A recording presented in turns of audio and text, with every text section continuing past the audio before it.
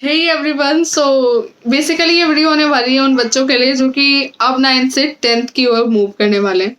सबसे पहले सबसे इम्पॉर्टेंट एडवाइस जो मैं देना चाहूँगी वो ये है कि please don't be too much tensed, क्योंकि बहुत सारे ऐसे रीजंस हैं कि आपको ये बिलीव ही हो जाएगा कि 10th क्लास आपकी ज़िंदगी की सबसे अच्छी क्लास थी।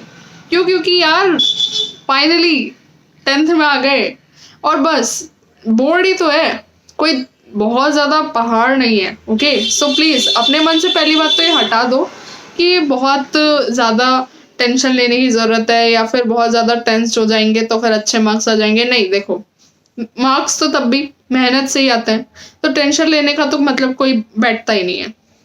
सबसे पहली मैं एडवाइस आपको ये देना चाहूँगी कि सबसे पहले तो आप एनसीईआरटी फॉलो करना, मतलब कि आप सबसे पहले अपनी सारा सिलेबस कंप्लीट कर लीजिए। जब सिलेबस कंप्लीट हो जाएगा ना जल्दी से, तब आपके पास बहुत सारा टाइम बच जाएगा रिवीजन के लिए। और जब बहुत सारा टाइम रिवीजन के लिए बच जाएगा तब अच्छा रिवीजन करके आप बहुत सारे जो बेसिक पॉइंट्स हैं उन सभी को याद रख पाएंगे एंड फाइनली उनको आप ज़्यादा लंबे समय तक याद रख पाएंगे। और जितनी बार रिवीजन हो जाए उतनी बार अच्छा होता ही है। सबसे पहले तो एनसीईआरटी कंप्लीट करने पर, एनसीईआरटी को एकदम पूरी तरीके से पक्का कर लेने पर आप मेहनत करना। ओके, उसके बाद क्या बात आती है, आप क्या अपने ना नोट्स बनाना। आप किसी वेबसाइट से भी नोट्स डाउनलोड कर सकते हो अपने लिए, आपके पास किसी और के नोट्स हैं तो उनको भी ले सकते हो। लेकिन जो सबसे ज़्यादा अप्रूव्ड मेथड मैं कहूँगी और सबसे ज़्यादा अच्छी बात जो है वो है कि अपने आप से जब नोट्स बनाते हो ना, तब बहुत सारे जो पॉइंट्स हैं वो याद रहते हैं बहुत बात तक के लिए। इसलिए अपने हाथों से हैंड रिटन नोट्स ज़रूर बनाना। ओके, जब तुम हैंड रिटन नोट्स बनाओगे तब क्या होगा कि बहुत सारे पॉइंट्स ना दिमाग में वही के वही फिट होते जाएंगे। ओके, और कोशिश करना कि बहुत सारी कॉपीज मत बनाओ, क्योंकि पता है एग्जाम टाइम पे क्या होता है कि बहुत सारी कॉपीज बन जाती है, फिर वो बहुत ज़्यादा कंफ्यूजन क्रिएट हो जाता है कि कौन सी कॉपी हम कहाँ पर फॉलो करें, कोई कॉपी मिस हो रही है, कुछ हो रहा है। तो आप सिंगल कॉपी में सारे सब्जेक्ट्स के नोट्स बनाने की कोशिश करना, और सिंगल नहीं तो अगर एक कॉपी भर जाती है फिर दूसरी कॉपी से, फिर तीसरी कॉपी में, तो मतलब जितनी कम हो सके उतनी कम तुम कॉपीज लगाना, जितनी कम हो सके उतनी कम नोटबुक्स लगाना नोट्स बनाने के लिए कम से कम। ओके, और उसमें बस कुछ कुछ पेजेस ऐसे डिवाइड कर लेना कि हाँ ये वाला पेज मेरा मैथ के लिए है, ये वाला पेज मतलब इतने पेजेस मैं मैथ के लिए दूंगा, इतने पेजेस एसएसटी के लिए, इतने पेजेस साइंस के लिए। ओके, नहीं तो एसएसटी और साइंस जैसे ये थोड़े भारी भरकम सब्जेक्ट्स हैं तो फिर ये इनके लिए आप अलग से भी नोटबुक्स बना सकते हो। ज़्यादा टेंशन लेने वाली बात नहीं है। ओके, तो जैसा अच्छा लगे।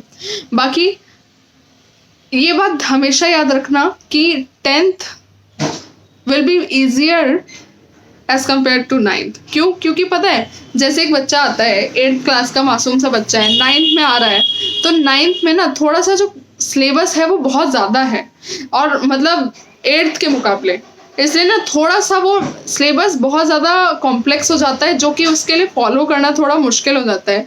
इस वजह से 9th का जो मतलब कोर्स अडेप्ट करने में जो टाइम लगता है वो थोड़ा सा ज़्यादा लगता है एक बच्चे के लिए, एक स्टूडेंट के लिए बेसिकली। लेकिन जो 10th का सिलेबस है वो अभी तो एनसीईआरटी का सिलेबस बहुत कम हो गया है। सीबीएसई ने बहुत सारा सिलेबस जो है काट दिया है पिछले साल का जो था, तो अब तो और ज़्यादा सिंपल हो गया है सिलेबस। लेकिन ये बात याद रखना कि 9th का जो सिलेबस है ना, उसका बस एक तरीके से एडवांस वर्जन समझ लो 10th का सिलेबस। ओके, तो ये हाँ, इसके लिए आपको ये बात ध्यान रखनी होगी कि हाँ भाई 9th के अपने बेसिक क्लियर कर लो, या फिर जो मतलब बहुत ही आसान तरीके से अगर आपके 9th के बेसिक क्लियर हैं तो फिर 10th के ऑफकोर्स आपके बहुत अच्छे हो जाएंगे। ओके, क्योंकि 10th में बस एडवांस वर्जन आता है 9th का, सो ज़्यादा परेशानी नहीं होती अडेप्ट करने में। लेकिन तब भी थोड़ा सा कोशिश करना कि हाँ 9th के तुम्हारे बेसिक्स जो हैं वो क्लियर हो जाएं। इवन अगर 10th अभी स्टार्ट कर रहे हो तो इस बात पे ध्यान दे लेना, अगर तुमने साइंस स्पेशली अगर ध्यान नहीं दिया है 10th में, तो फिर उसके थोड़े थोड़े बेसिक्स ना नोट से या फिर शॉर्ट नोट से तुम क्लियर कर लेना। ओके, हाँ, तो अब बात आती है कंसिस्टेंसी की।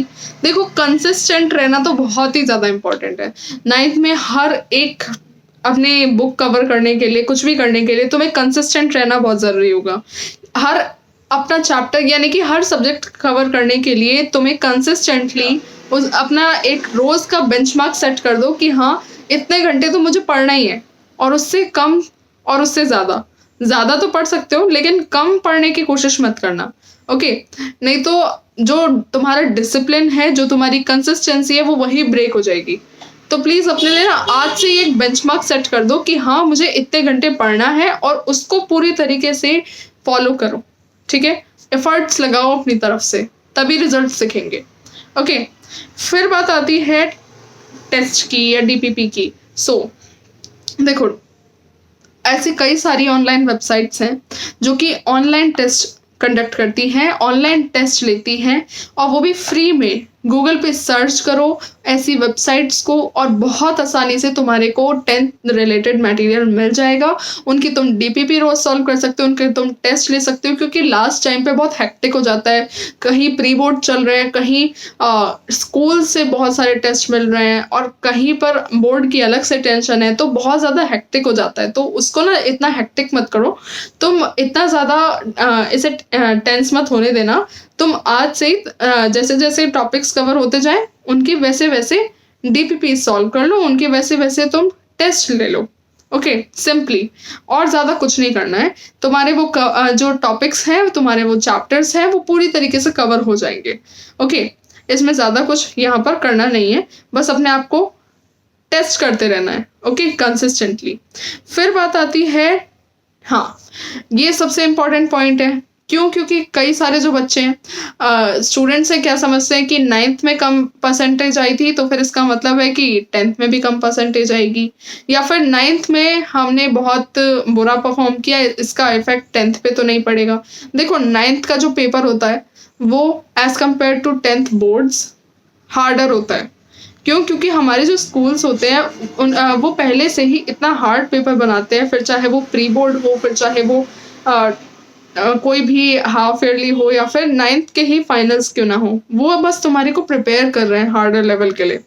हार्डर लेवल के लिए प्रिपेयर कर रहे हैं ताकि बच्चे ना हार्ड अगर सॉल्व कर पाए, तो फिर बोर्ड्स में अगर मॉडरेट भी आता है तो वो आसानी से सॉल्व कर लें।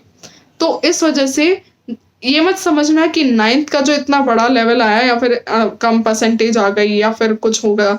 देखो, 10th पे इस वक्त इसका कोई भी इफेक्ट नहीं पड़ने का। तो इस बात को तो अपने दिमाग से निकाल दो कि 9th में कम आ गए, डिमोटिवेट हो गए, तो इसका मतलब 10th में तो हम गए नहीं। बी कूल, हैव चिल, अच्छे से पढ़ो, कंसिस्टेंटली पढ़ो, तो मेरे रिजल्ट्स ज़रूर दिखेंगे। So signing off with this, all right, bye.